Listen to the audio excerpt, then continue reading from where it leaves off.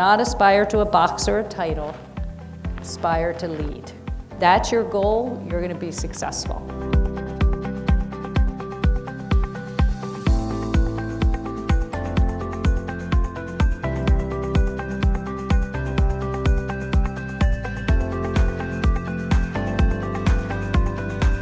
How are leaders thinking about their own businesses when they think about a potential disruption? Right, I think they think about it in three pieces. So I call them the 3 Ds.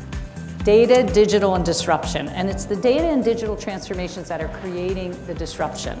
Obviously, they're very worried about not anymore who is going to disrupt them, but what is going to disrupt them. Obviously, you know the Uber and Airbnb stories, but what else is coming along? Is it AI, social, mobile, blockchain?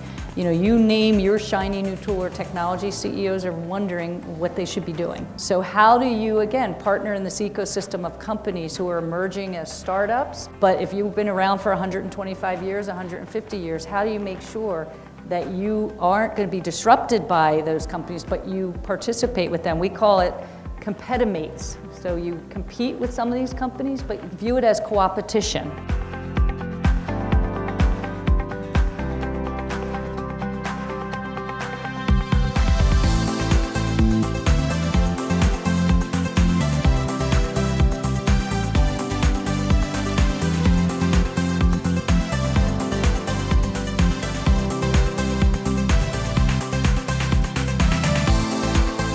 I like to shift the words around just a little bit. Instead of the future of work, think about the work of the future.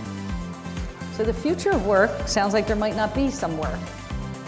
The work of the future sounds like we can help shape that. As you look at the half-life of skills today, and what that means is the skills you're learning today, by 2030, they're going to be gone and you're going to have to reinvent yourself. So you can have the greatest technical skills, but leadership in the future, that human ingenuity that drives leadership, is still going to matter a lot.